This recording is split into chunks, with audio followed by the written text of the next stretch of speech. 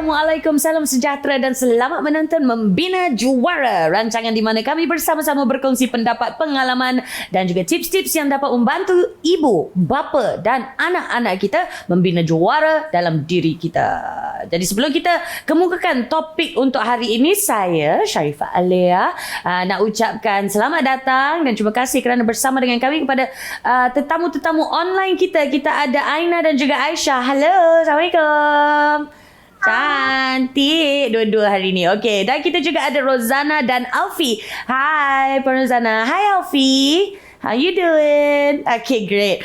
Okay, so hari ini kita ada topik yang sangat-sangat special sebenarnya. Kita akan bincangkan cabaran dan keistimewaan membina juara dalam diri remaja unik. Membina juara dalam diri remaja unik, iaitu sindrom Down, topik kita pada hari ini. Okey, apa itu sindrom Down atau Down syndrome lah? Ia adalah sebuah keadaan genetik yang berpunca daripada kromosom nombor 21 di dalam sel seorang kanak-kanak, dan biasanya kanak-kanak mempunyai hanya 2 kromosom nombor 21 ni. Tetapi dalam kanak-kanak sindrom Down mempunyai 3. Sindrom ini juga dikenali sebagai trisomy 21. I hope I'm pronouncing that right lah ya. Trisomy 21. Perkataan Down dalam sindrom Down ini diambil dari nama seorang doktor Inggeris bernama Dr. John Langdon Down. Dr. Down inilah pakar yang pertama menggambarkan sindrom ini pada tahun 1866. Keadaan ini dapat dikenal pasti melalui beberapa faktor seperti ciri-ciri fizikal universal, perkembangan mental dan juga fizikal yang lewat. Kemerosotan kognitif antaranya lah. Okay? Dan setiap kanak-kanak akan menunjukkan ciri-ciri yang berbeza. So, sindrom Down merupakan keadaan kromosom yang paling kerap berlaku dan merupakan punca utama kelewatan perkembangan dan intelek di dunia. Di Malaysia, setiap 1 dalam 800 kanak-kanak dilahirkan bakal mempunyai sindrom Down. Buat masa ini, masih belum ada fakta yang kukuh yang dapat mengenal pasti apa sebenarnya yang menyebabkan sindrom Down ini. Mengikut kajian, risiko makin meningkat berdasarkan usia ibu. Itu antara faktor yang sering dibincangkan. Okay? Membesarkan anak unik ini memang mempunyai cabaran yang unik juga. Ini kan lagi remaja yang memerlukan fokus yang unik, keperluan yang unik. Jadi episod ini khususnya untuk ibu bapa pada anak-anak sindrom Down, bagaimana kita boleh bantu sediakan diri, prepare them untuk zaman remaja. Mungkin ada juga ibu bapa yang struggle sekarang ini ya dalam usaha menangani cabaran yang sangat unik ini. Jadi kami ni sebagai komuniti yang prihatin bagaimana kami dapat menyokong dan berikan galakan pada remaja unik kita dalam perjalanan hidup mereka. Itulah yang kita cuba memahami bersama-sama hari ini dalam Membina Juara. Okey? Panel khas kita pada hari ini, Puan Nora Aziz Abdul Rahman dari CRF Life Skills Care Center. Sangat berpengalaman dalam hal-hal berkenaan remaja unik. Assalamualaikum Puan Nora. Waalaikumsalam warahmatullahi wabarakatuh. Terima kasih kerana sudi bersama kami hari ini. Terima kasih menjemput saya. Okay, so Puan Nora adalah seorang, you run a life skills center for unique teenagers, okay? Betul. Termasuklah remaja-remaja yang mengalami sindrom Down. Betul. Kenapa, apa yang membuatkan Puan Nora ingin mulakan center ini, tubuhkan center ni? Sebenarnya sebelum saya tubuhkan center ni, saya dah buka childcare center. Okay. Saya buka childcare center pun sebab anak saya ada seorang anak lelaki yang sekarang dah berumur 14 tahun. Alright. Di mana dia merupakan special need children. Okay. Sekarang ni bila zaman dulu kita nak cari tempat pusat jagaan untuk anak-anak macam ni susah. Jadi suka tak suka kita sebagai ibu kan, kita nak beri orang lain jaga anak kita pun macam kepercayaan kita tu macam mana, adakah mereka cukup sabar, mereka sanggup, background mereka macam mana, sebab anak-anak macam ni kalau tak cukup kesabaran memang tak boleh manage. Jadi selepas tu bila dia meningkat remaja, definitely kita nak kena pergi kepada satu lagi fasa. Right. Fasa tersebut di mana dia nak akil balik, dia dah kena tahu do and don'ts, especially anak lelaki. Dia sangat mesra, especially dengan perempuan. I see. Okay. Ialah fitrah dia kan? Fitrah dia. Walaupun mereka tak dalam umur macam ni, dia belum ada sex desire ataupun dia belum ada, ialah dari segi perkara-perkara macam tu. Kita sebagai ibu, kita nak kena ada mentally preparation. Yes. Jadi bila saya dengan satu kawan, sebab dia pun ada anak, Cornelia de Lange syndrome. Wow. Tak berapa popular di Malaysia. Ramai orang tak tahu tentang Cornelia de Lange syndrome. Jadi saya dengan kawan saya ni kita bincang, tapi saya sebagai orang yang melaksanakan. Right. Dia nak letak anak dia saja di bawah asuhan saya. Faham. Kepercayaan tu. Ya, penting. Bila kita sama-sama ada anak istimewa, jadi kita saling support. Right.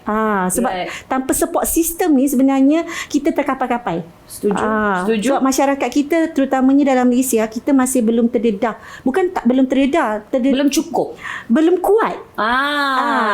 Belum betul. kuat menyokong antara satu sama lain. Faham. Tak macam autism. Autism sekarang awareness dia sangat hebat. Alhamdulillah. Cornelia de Lange syndrome tak ada. Macam anak saya Marcus Ganjo-Wilkins syndrome langsung tak pernah dengar. Ya, saya terpaksa nak mengaku yang saya tak pernah dengar dua-dua sindrom ini. Lepas tu dia bukan sekadar ada Marcus Ganjo-Wilkins syndrome, dia ada disleksi, dia ada ADHD, dia ada autism.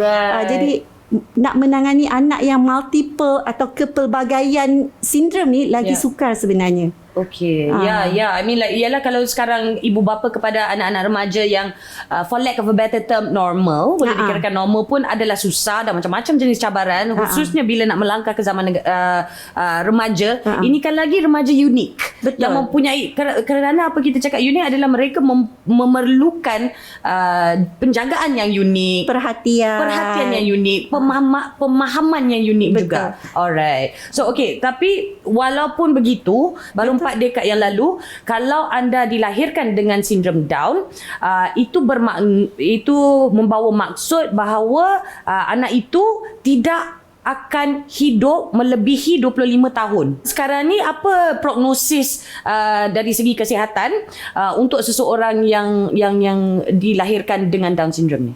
Okey, macam yang tadi Lea cakap, 4 dekad yang lalu umur mereka hingga ke 25 tahun. Tapi dalam keadaan sekarang ni dah ada yang mencecah 45 tahun pun. Ada yang dah mencecah ke 42 tahun pun. Jangka hayat mereka. Tapi dalam tempoh yang panjang tersebut, apakah yang boleh kita sediakan untuk mereka? Okey. Betul tak? Jadi macam sekarang ni, apa yang saya nampak dari segi perubatan kita dah advance. Right. Especially untuk umur ibu-ibu yang ke 40 tahun ke atas. Jadi dari segi medical ataupun dari segi perubatan, kita dah boleh diagnose awal. Sebab bila kita buat medical check up untuk kehamilan, mereka dah boleh buat ultrasound, dah tengok, dah boleh detect awal melalui screening, pemeriksaan darah. Jadi kita dari segi mental dan fizikal, kita lebih bersedia awal. Jadi kalau kita macam zaman dulu, kita dah hamil, kita bersalin baru kita tahu anak kita Down syndrome. Tapi zaman sekarang dalam kandungan lagi kita dah tahu anak tersebut dah wujud. Jadi sama ada kita nak berserah sahaja atau kita ambil tindakan lanjut bagaimana nak tangani hal ni. So itu tidak secara tidak sengaja dia macam memanjangkan jugalah dengan with the more awareness, dan juga the medical technology. Betul. Pemakanan. Program-program banyak sekarang. Program-program yang disediakan oleh pihak kerajaan. Terapi ataupun treatment, rawatan. Yes, sangat main peranan. Terapi sebelum selalunya lah, kalau macam daripada umur kecil sekali, umur daripada bayi tu, CDC Children Development Center, HUKM ada. HUKM ada satu unit dipanggil Children Development Center. Di situ doktor dan para terapi mereka yang akan tengok dulu anak tu perlu dibawa ke mana. Sebelum doktor diagnose dia kategori apa, sebab Down syndrome Down ni dia banyak kategori. Of course. Dia banyak, ada potensi yang kita kena kenal pasti anak tersebut. Potensi tersebut juga boleh dibentuk sebenarnya. Jadi daripada CDC ni, pakar terapi dia akan hantar kepada fisioterapi dulu. Sebab ada anak Down syndrome yang baru lahir, kadang-kadang otot dia tidak kuat. Right. Bila otot yang tidak kuat, perlukan fisioterapi. Right. Kemudian bila dia meningkat besar sikit, occupational therapy. Right. Sebelum tu kita nak tengok audiologis dia macam mana, pendengaran dia macam mana. Right. Lepas tu oftalmologis dia pula macam mana. Right. Jadi setiap proses tersebut perlunya sokongan ibu bapa. Yes. Bukan sekadar ibu seorang, bapa of juga course, main of course. peranan. Ya. Jadi kedua-duanya kena bersama bantu anak ni melalui proses-proses tersebut. What are the chances lah, okay? Apakah what are the chances seseorang kanak-kanak yang mengalami Down syndrome itu boleh membesar dengan yalah, for lack of a better term, normal life. Pandangan saya yang terbaik, treat them as normal as possible. Right. Betul tak? Kalau kita tidak layan mereka senormal yang boleh, macam mana mereka nak jalani kehidupan normal? Sebab kalau kita letak satu anak normal, kita letak satu anak syndrome Down, definitely kita akan ada bias, kita akan ada macam it's still a stigma now. Betul. Satu stigma di mana anak ni tak ada kemampuan. Anak normal ni boleh buat. Jadi kita akan anak tirikan anak tersebut, atau kita akan sisir, isolatekan dia. Kita tak bagi kepercayaan, kita tak wujudkan rasa tanggungjawab pada dia. Kita tak buat rasa macam dia boleh buat. Kita tak beri satu keyakinan pada dia yang dia ada kemampuan. Sebab bukan semua anak syndrome Down ni mengalami stages yang sama. Betul. Keperluan pun berbeza. Kita sedia maklum, kemampuan setiap keluarga itu berbeza. Right. Jadi kemampuan financial, dari segi financial, dari segi status, academic background, especially kalau ibu bapa yang berpendidikan, mereka lebih terbuka. Ni satu family di mana dia ibu dia meniaga jual tempe. Jadi daripada kecil anak dia dah tengok macam mana mak dia bungkus tempe, proses tempe, yelah daripada biji soya tu. Jadi dia dah tengok dan dia dah membantu. Bila dia dah besar, dia dah sampai tahap pandai bungkus tempe. So sekarang dia dah ada pekerjaan yang disambung daripada ibu dia. Jadi anak tu, katalah ibu bapa dia tak ada lagi di dunia, anak ni masih boleh survive. Exactly. Tapi ada juga ibu bapa yang bila mereka rasa leceh, susah lah, extra susah, kesabaran kurang. Sebab bila handle anak-anak begini, kesabaran kita kena tahap maksimum. Betul. Itu dah kali kedua Puan Nura sebut perkara itu kan. Jadi bila di your center, your life skills center tu, apakah antara perkara yang diajar ataupun diterapkan dalam rawatan maupun terapi? How do we categorize it? Tapi macam kita lebih kepada memberi peluang kepada mereka menjalani kehidupan biasa. Macam mana tu? Contohnya macam saya ada satu anak, nama dia Nabil, sangat friendly, sangat easy going, happy go lucky. Jadi dia tak biasa buat kerja rumah. Bila sampai ke tempat kita introduce dia. Tapi permulaan tu kita tak terus suruh dia buat. Of course. Kita buat dulu, dia kena tengok. Lepas tu kita tarik dia perlahan-lahan untuk bersama kita. Contoh macam benda paling mudah, sapu sampah, air tumpah kena lap, makan bersepah you kena kutip. Bila peringkat-peringkat tersebut dia dah berjaya lalui, kita pergi ajar dia pula kopek kulit bawang. Sebab kopek kulit bawang bukan guna tangan. Kita nak ajar dia guna pisau. Jadi pisau tu, kalau anak yang tidak peka atau anak yang kurang sifat tahu bahaya atau tidak, dia akan cederakan diri. Betul. Jadi kita kena terangkan dia macam mana apa itu pisau. Saya sampai tahap buat satu video macam mana nak kopek. Saya kena terangkan dia, ini apa, ni pisau. Dia tahu tu pisau. Dia tahu benda tu tajam. Tapi kadar bahaya dia belum nak faham lagi. Betul. Walaupun dia dah umur 21 tahun. Faham? Sekarang dia dah expert. Dia boleh guna pisau. Boleh guna pisau. Dia boleh guna pisau. Mula-mula dia kopek tu, dia cedera. Bawang tu cedera. Bukan sekadar dia cedera, bawang tu cedera. Jadi bila kita sebut, you cut your finger, you cut your onion as well. So anak-anak macam ni sebenarnya boleh dididik. Right. Tak kira sebenarnya di mana anda berada. Ya. Okey, tak kira medium apa. Betul. Boleh dididik. Alright. Betul. Itu adalah terbukti ya. Okey, jangan ke mana-mana, kita nak sambung bercerita mengenai remaja unik ini di Membina Juara.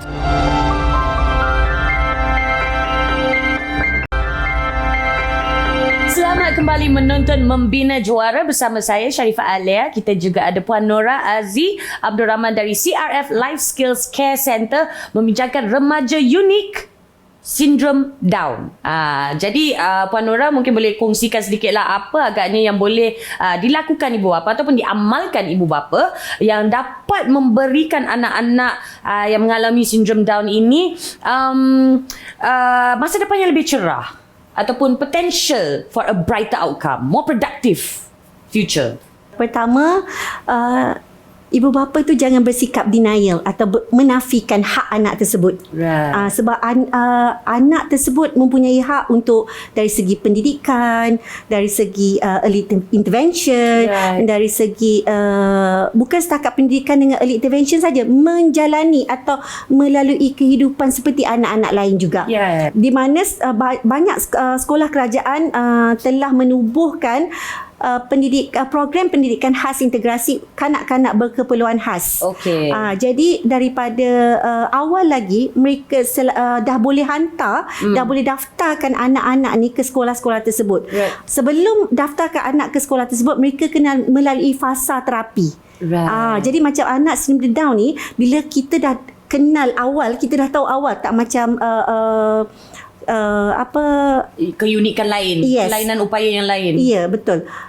Mereka dah boleh mula awal daripada bayi. Right. Macam contoh sebab anak yang persediaan awal tu macam kuatkan dia punya fizikal, sebab selalunya anak sindrom Down ni fizikal dia kurang kuat. Right. Jadi Lewat sedikit dia punya perkembangan tu. betul. Right. Selain daripada itu boleh mengikuti program-program terapi.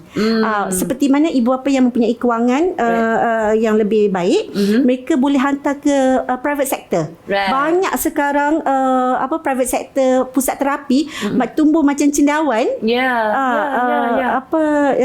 Yang kita boleh bawa anak-anak kita untuk jalani terapi tersebut. Okay. Selain daripada itu juga sebenarnya kita tak boleh terlalu bergantung kepada terapi di pusat-pusat tersebut. Kita sebagai ibu bapa, kita yang kena ada continuity di rumah. Of course. Bila kita pergi pusat terapi tersebut, kita tengok apa yang pakar terapi buat, apa pakar terapi boleh suggestkan pada kita. Lepas tu kita sambung di rumah, kita buat, and kita juga boleh inisiatif diri sendiri. Right. Kita kena fikirkan apa yang patut kita buat supaya anak kita tidak tercicir. Sebab ramai sekarang ni yang saya lihat, saya tak ambil jauh lah, ambil anak di center saya sendiri, ramai ibu bapa yang sanggup berkorban masa, tenaga, luangkan untuk anak mereka, supaya anak mereka ini boleh berhadapan dengan masyarakat, boleh bawa diri, boleh berdikari. Bukan sekadar itu saja. Maknanya kalau sekiranya mereka tidak lagi ada di dunia, anak tu boleh uruskan diri. Tidak berkata sebab kita nak kata adik-beradik ni ataupun ahli keluarga, kita tak tahu macam mana masa hadapan. Kita tak tahu apa berlaku pada besok hari.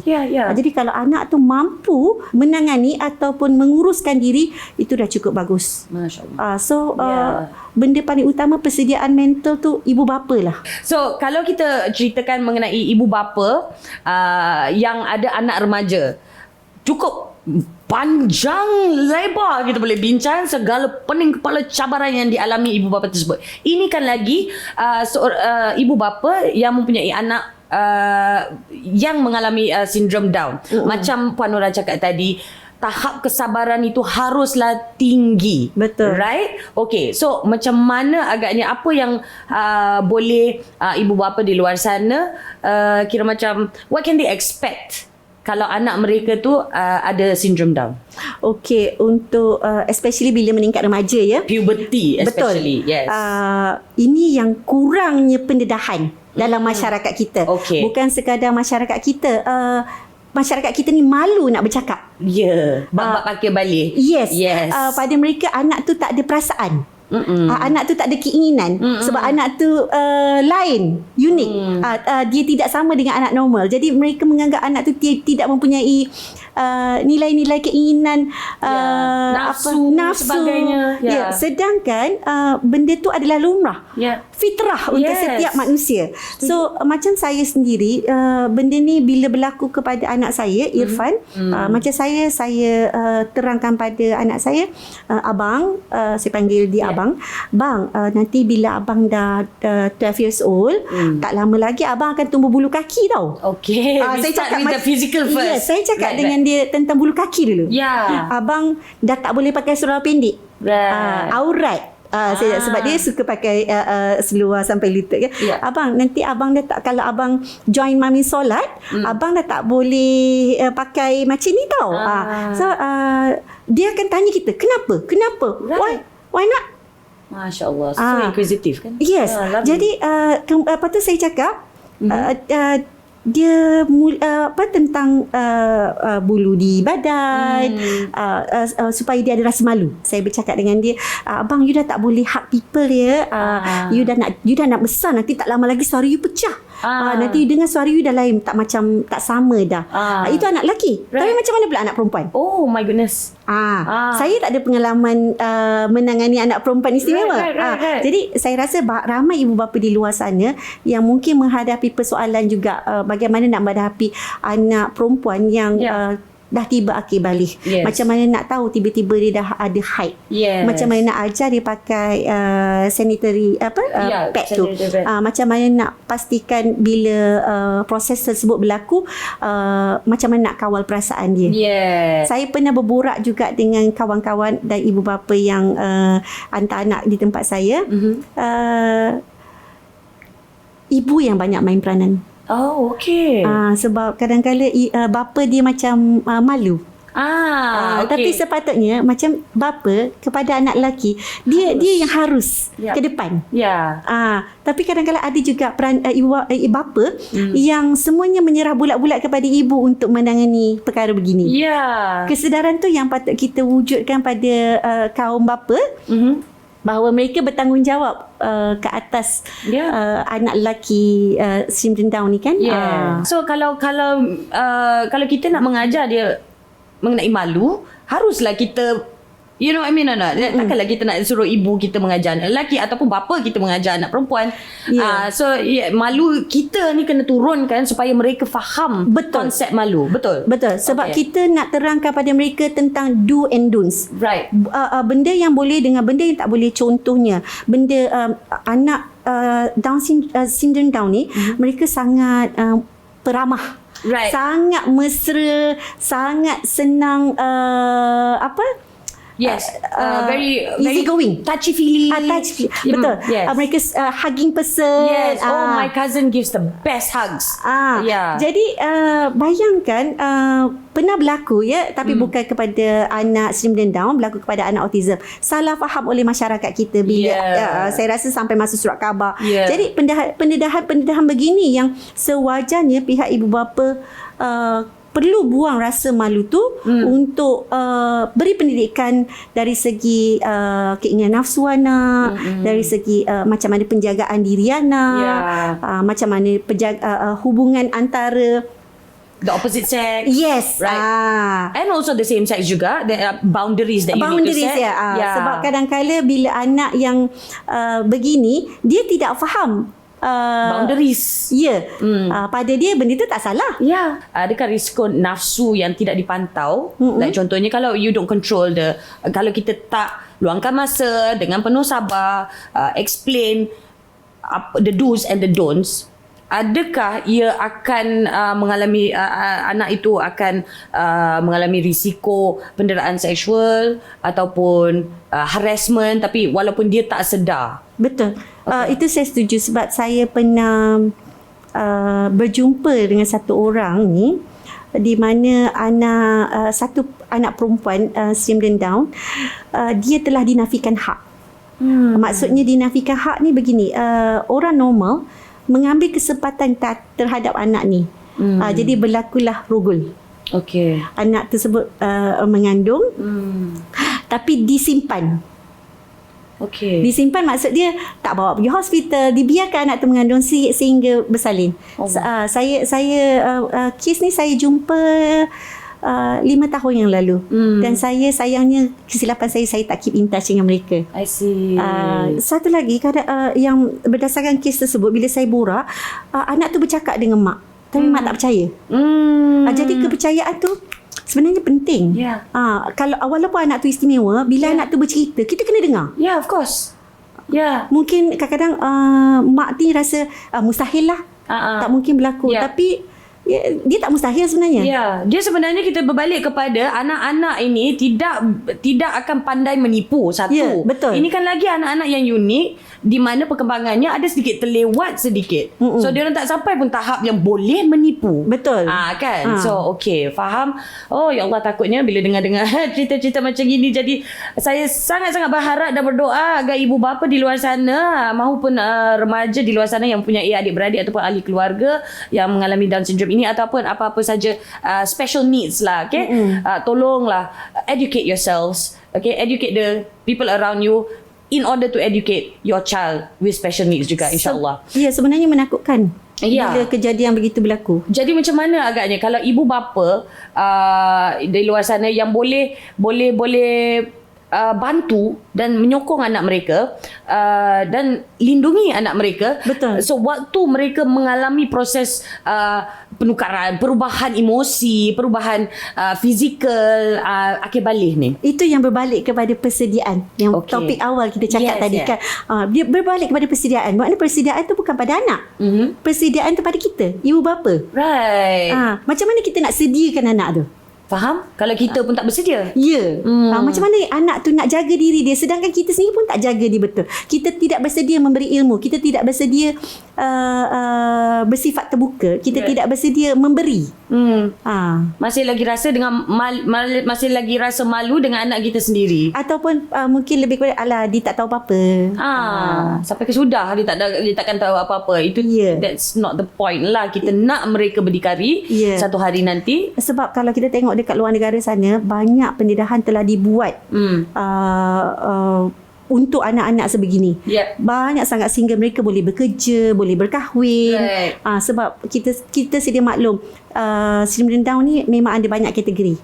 So kalau kita boleh dari segi kontak, kita boleh kenal pasti anak kita di tahap mana. Jadi kita boleh bantu anak tersebut. Kita korek potensi diri dia. Sebab potensi ni boleh dikenal dari pelbagai bentuk. Dan antara cara untuk kita bantu, lindungi dan juga macam kira tunjukkan sokongan kita sebagai ibu bapa, mungkin kemahiran hidup, occupational therapy. Occupational therapy tu dia lebih kepada mengenal pasti tahap kemampuan anak tu.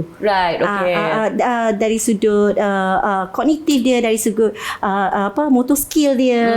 Tapi bagaimana pula kita kemahiran hidup dia, sasiah diri dia. Right. Dan juga of course pendidikan reproduktif ataupun ialah macam anak itu yang pada mulanya dah suarakan kepada ibunya tapi tak dengar. Mungkin anak-anak kita boleh galakkan untuk bersuara. Galakkan bercerita. Kita kena jadi pendengar setia. Dan percaya. Alright. Macam mana kami sebagai masyarakat dia dapat bantu mereka? Dia sebelum pergi kepada masyarakat tu, pada saya ibu bapa nombor 1, kedua adik-beradik. There you go. We skip the step. Faham? Alright. So adik-beradik, andai kata ibu dan bapa tu meninggal, siapa orang yang bertanggungjawab selepas tersebut? Kakak atau abang atau adik mereka. Jadi sebenarnya daripada ibu bapa ni didikan kepada adik-beradik dia. Harus diberikan didikan pada adik-beradik juga. Sebab adik-beradik ni adalah satu support group yang sangat kuat sebab dia adalah darah daging. Saya setuju di situ. Jadi sebelum kita pergi kepada masyarakat, kita kena didik dulu adik-beradik. Kita kena didik keluarga kita dulu. Kita bukan sekadar anak-anak, saudara mara, datuk nenek, kita punya immediate circle. Immediate circle kita. Baru kita pergi kepada second step. Itu masyarakat. Dan kalau masyarakat ingin senangkan sedikitlah proses ataupun kehidupan anak-anak remaja ini yang masih baru belajar untuk berdikari. What can the masyarakat do? Kerajaan, especially Jabatan Kebajikan Masyarakat ya, sangat telah menyediakan banyak program. Right. Seperti bank di Kelang ada satu bengkel khas untuk anak-anak istimewa ni, Children Down ni untuk bekerja. Right. Pusat latihan. Yes, pusat latihan. Okay. Anak-anak dilatih menjahit, dilatih memasak, buat kulineri, buat baking, buat macam-macam, buat seni, Arts and crafts. art and craft. Right. Lepas tu di Bangi, Bandar Baru Bangi dekat Sungai Merak pun sama, ada juga satu tempat. Sebenarnya masyarakat boleh menyumbang. Bukannya dari segi duit semata-mata, dari segi tenaga. Maknanya kita boleh pergi ke pusat-pusat sedemikian. Kita kongsi skill kita. ya, sukarela, kita jadi sukarelawan dekat sana. Mungkin juga kalau misal kata on our own dari inisiatif sendiri, mungkin kita boleh offer peluang pekerjaan kepada mereka. Betul. Macam seperti di restoran ramai dah sekarang, especially macam McDonald pun dah mula ambil. Dah lama dah McDonald sebenarnya. Yes, sekarang yang saya dapat tahu lagi satu, Sate Kajang Haji Samuri pun dah mula ambil.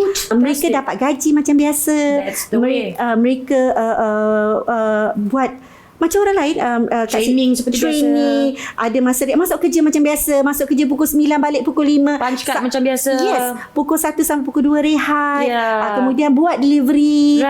Ada seorang tu jadi driver sampai tahap dah boleh ambil lesen.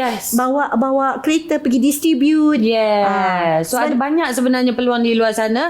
So, cuma berbalik pada Puan Nora cakap tadi, kita hendak ataupun tidak saja untuk contribute dan juga untuk membantu sedikit sebanyak menyokong mereka lah, anak-anak yang mempunyai kelainan upaya. Alright, sekarang kita berehat seketika. Kembali nanti kita ada sharing session sedikit bersama dengan Aina dan juga Aisyah. Jangan ke mana-mana, kembali menonton Membina Juara.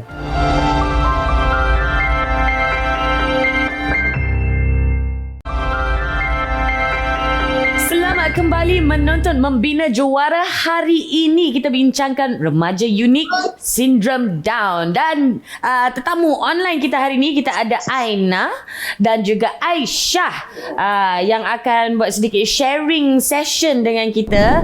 Hai Aina, hai Aisyah. Hai. Okeylah Aina, mungkin boleh kongsi sedikit lah macam mana agaknya pengalaman membesar dengan seorang adik yang mempunyai sindrom Down ni? Okey, pertama sekali cabaran lah daripada dia kecil.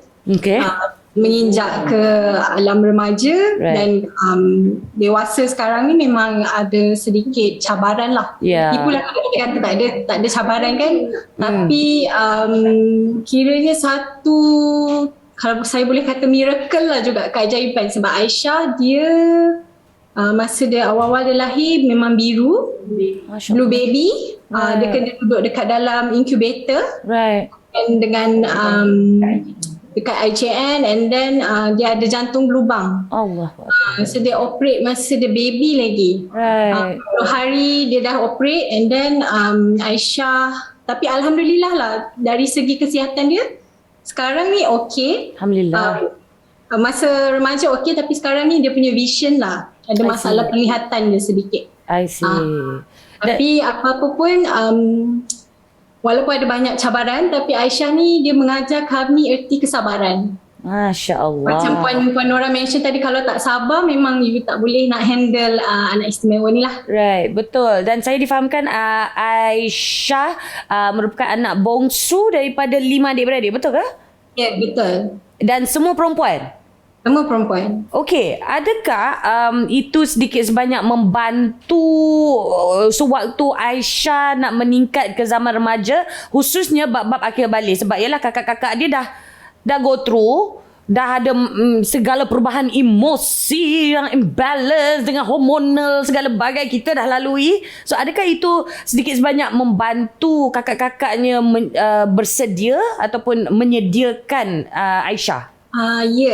Saya rasa dengan persekitaran adik-beradik kami yang semua perempuan ni memang sangat membantulah Aisyah dari segi untuk membantu dia going through the process atau journey menstruation dia punya bila datang bulan. Kita dapat bantu dia prepare lah apa yang perlu, apa yang tak perlu, dan terutamanya kepada perubahan fizikal dia. Right. Kita kena terangkan, kita kena explain berulang kali sebab dia tak faham. Kalau kita explain kenapa, dan kalau dia datang bulan, bila nak habis, itu soalan dia selalu tanya. Tapi masa pertama kali dia kena tu, dia memang menangis lah. Memang menangis bila dia dah nampak spotting kan. Menangis, dia takut. Tapi kita macam this is the time lah, kita dah ready. Right. Sebab kita masing-masing kakak-kakak semua dah alami journey yang sama. Jadi sekarang ni adik pula. Tapi semestinya dari segi kebersihan, hygiene itulah yang kita cuba tekankan kepada Aisyah. Right. So korang maksudnya korang adik-beradik memang duduk dan plan dan prepare ke apa? Kita ada bincangkan lah.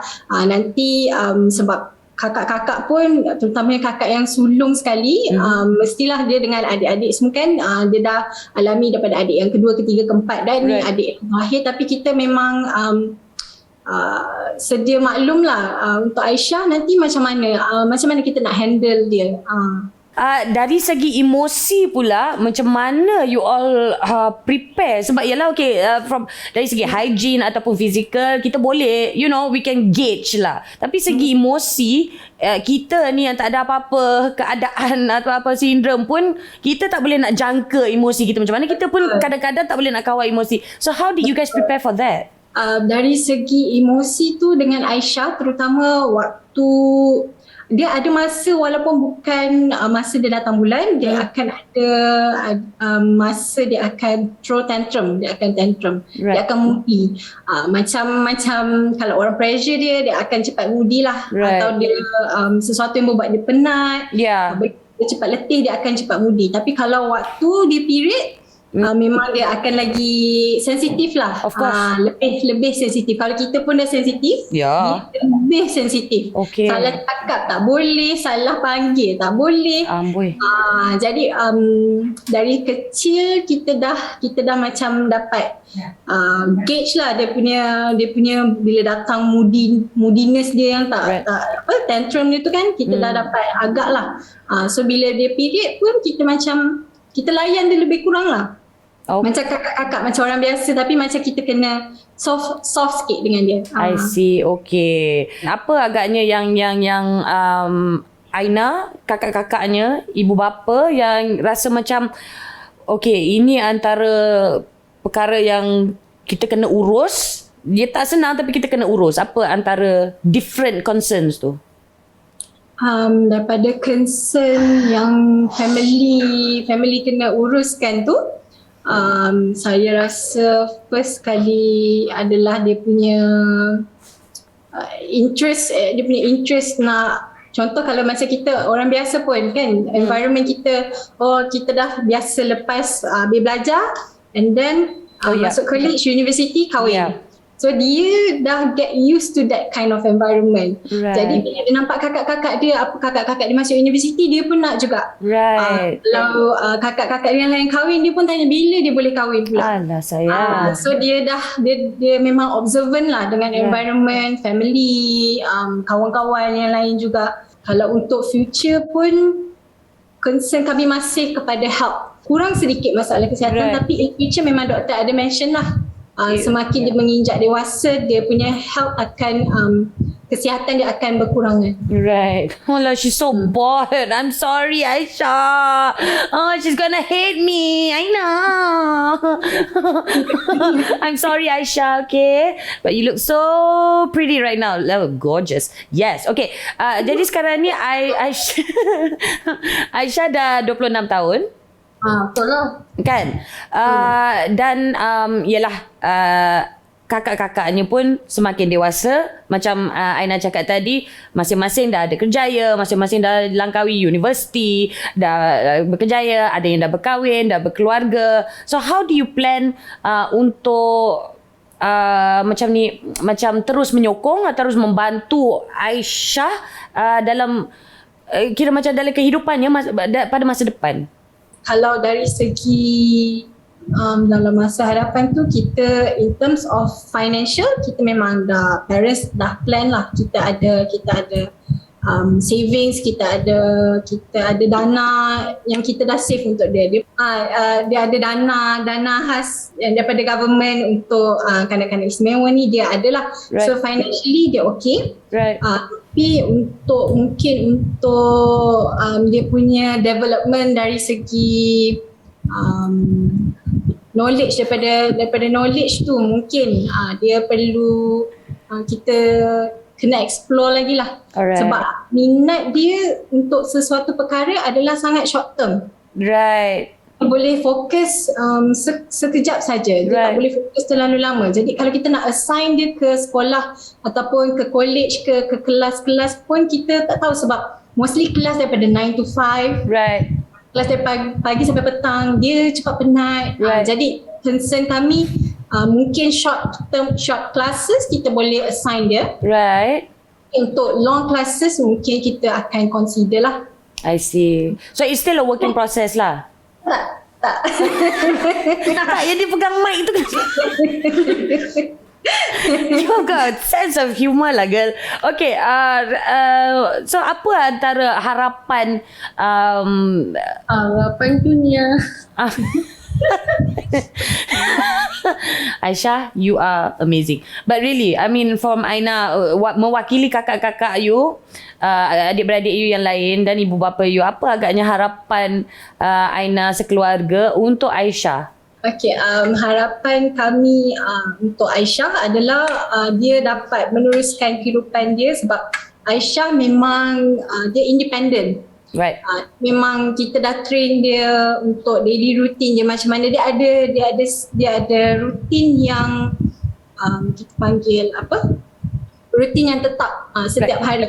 Yep. Tapi mungkin from time to time kami harap Aisyah boleh lebih proaktif lah. Kalau kita hantar dia ke sekolah atau classes, dia akan lebih minat untuk join semua tu, dan juga kesihatan dia lah. Kesihatan dia untuk lebih baik. Right. InsyaAllah kami doakan yang terbaik untuk Aisyah. Aisyah. Aisyah pula, apa harapan Aisyah untuk masa depan, Aisyah? Aisyah nak apa untuk masa depan, untuk future? Australia. Nak pergi Australia? Ui, bestnya. Nak sama belajar dekat Australia. Nak pergi Australia belajar ke nak kahwin orang Australia? Belajar je. Oh, belajar je. Kakak kahwin dulu. Kakak kahwin dulu. Oh, bagus. Dia tak nak langkah bendol. I like it. Clever girl. Love it. Yes, baby. Yes. Tapi Aisyah minat apa? Sekarang ni Aisyah minat apa? Aisyah nak, kalau Aisyah boleh belajar, Aisyah nak belajar apa? Nak belajar apa? English. Nak belajar English. Fantastic. Good. InsyaAllah. Thank you so much. Aisyah ada apa-apa, Aisyah ada apa-apa nak bagi tahu tak peminat-peminat Aisyah di luar sana? Nak bagi tahu apa? Umrah. Aisyah nak pergi umrah. Amin. InsyaAllah. Apa tu? Dia dah pergi umrah 7 kali. InsyaAllah dia nak pergi lagi. Dia dah pergi umrah 7 kali? Masya Allah. Hajjah Aisyah rupanya. Masya Allah. Barakallah. Betul. Alhamdulillah. Inilah dia miracle kan? Amin. Okeylah. Terima kasih banyak-banyak kerana sudi berkongsi. Please stay on the line ya. Kita nak sambung bincang, borak-borak lagi sekejap lagi. Tapi sekarang ini kita kena berehat seketika. Kembali bersama Membina Juara.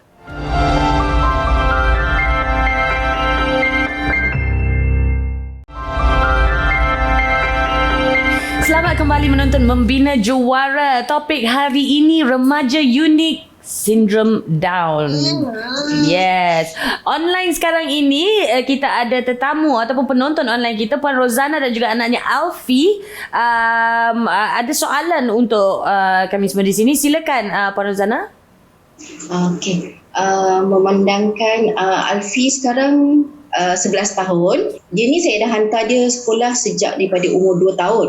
Okay. So bila dia dah habis dia punya sesi tu sampai 6 tahun, dia masuk PPKI, sekarang dia dah jadi 5. And then lepas ni dia akan naik menengah. Right. Saya macam berbelah bagi nak hantar ke sekolah menengah ataupun perlu ke saya terus hantar dia ke institusi yang macam lebih pada kemahiran yang mungkin boleh cungkil bakat dia kan. Saya macam dah berfikir saya perlu hantar dia sekolah menengah atau ke tempat yang lebih pada kemahiran. Yang ada tak dekat negara kita ni yang maksudnya anak-anak akan terus ke situ? Ada. Puan Nora ada sebut tadi. Sebenarnya sekolah menengah pun sama juga PPKI dia. Jadi kalau bila kita hantar ke sekolah rendah PPKI tu, jadi bila mereka masuk ke sekolah menengah, proses yang sama berlaku. Mereka akan diajar kemahiran hidup, mereka diajar memasak, mereka dia akan dicenderungkan ke mana minat mereka. Sebenarnya itu yang saya cakap awal tadi, Malaysia sebenarnya bagus sebab kerajaan kita dah banyak program yang dah dibuat. Dah bina sekolah-sekolah yang di sekolah perdana adanya satu unit untuk PPKI ni, walaupun ke sekolah menengah. Macam contoh anak saya mula ke PPKI, kemudian saya hantar di international school. Tapi bila ke international school, dia lebih kepada academic oriented. Sekarang ni anak saya masuk balik ke sekolah menengah PPKI. Right. Nampak tak proses dia teman-teman? Yep. Sebenarnya bila dia di PPKI, saya nampak dia macam saya rasa anak saya ada potensi. Tak boleh pergi jauh. Right. So saya ambil langkah berani. Pindahkan dia ke international school. Right. Di situ bagusnya international school ni dia socialize, dia mingle around dengan orang biasa. Itu yang tadi saya cakap, treat them as normal as possible. Exactly. Tapi bila sampai satu umur, macam sekarang dah 14 tahun, saya rasa dia tak boleh pergi sekolah biasa. Right. Kami patah balik ke PPKI. Kita masukkan dia ke sekolah menengah PPKI pula. I see. Jadi sebenarnya wajar pergi ke sekolah menengah, tapi section PPKI. Kemudian kita boleh pergi kepada macam JKM, dia ada banyak tempat. Cuba kita kena pergi akses saja. Kita kena rajin bertanya. JKM takkan datang pada kita. Kita yang kena pergi pada mereka, tanya dekat mana tempat yang kita boleh bawa anak kita. Pusat kemahiran mana yang dekat dengan tempat kita. Macam saya tinggal di Kajang. Dia pusat kemahiran yang paling dekat di Sungai Merak. Bandar Baru Bangi tu. Bandar Baru Bangi. Right. So betul juga sebenarnya apa yang Puan Nora cakap adalah JKM kan Jabatan Kebajikan Masyarakat besar ya. Besar. Dia punya the realm of expertise di bawah JKM itu sangat-sangat besar. Jadi so memang harus kita cari-cari. But then Puan Nora sendiri cakap advocate for sekolah menengah PPKI. Kemudian satu lagi, kelemahan kita adalah kita ada satu stigma di mana bila pergi jabatan kerajaan ni lambat. Slow. Tapi sebenarnya dia bukan lambat. Kita yang tak nak kejar. Kita kena rajin. Kita rajin follow up, kita rajin push mereka. InsyaAllah sebab mereka nak entertain ramai, bukan kita saja. Jadi suka tak suka kena buat muka tak malu. Saya betul. Saya buat muka tak malu. Saya ke sana ke sini saya Hi, it's me again. Baiklah. Okey, kita dah sampai ke penghujung rancangan, tapi sebelum itu mungkin nak dapatkan sedikit tips lah, okey. Saya nak minta tips bukan saja daripada Puan Nora selaku ibu, tapi juga sebagai adik-beradik, sebab Puan Nora pun cakap first year ibu bapa, second year adik-beradik. So as ibu atau ibu bapa, tips ataupun pesanan pada masyarakat kita, sama ada mereka ada ataupun tidak anak remaja yang mengalami Down syndrome ni. Kepada masyarakat, jangan sisihkan anak ni. Mereka sebenarnya boleh menyumbang banyak benda untuk kita. Kita kena, suka tak suka, kena terbuka. Terima mereka seadanya. Pada ibu bapa? Pada ibu bapa, jangan give up. Jangan putus asa, jangan ada rasa sifat malas. Jangan rasa anak tu ini saja tahap kemampuan dia. Tidak, anak tu you kena korek potensi dia. Right. Thank you Puan Nora. Thank you. Very good tip actually. Dan Aina pula sebagai seorang kakak, mungkin boleh mewakililah adik-beradik fraction of this episode. Rasanya kalau untuk adik-beradik, kita kena cuba rapatkan diri dengan dia. support lah apa dia nak buat. Kita kena tahu, kita kena keep engage dengan dia macam mana, nak tahu minat dia apa, sebab minat dia berubah-ubah ikut environment, ikut keadaan semasa juga. Kalau dulu dia suka, contoh kalau dulu dia suka Siti Nurhaliza, sekarang dah ada Blackpink, dia suka Blackpink. Kelas.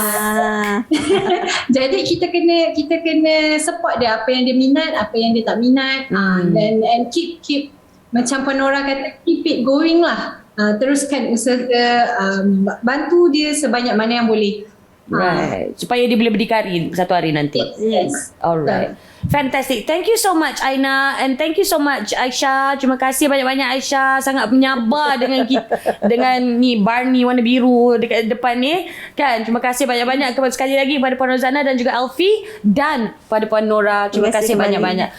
Diharapkan kita dapat sedikit sebanyak dapatlah juga iktibar dan juga pengajaran. InsyaAllah it may be beneficial for everyone watching, sama ada kita ada ataupun tidak anak, remaja ataupun yalah young adult yang mempunyai sindrom Down ini. Okay, ingat masyarakat, please jangan sisihkan mereka.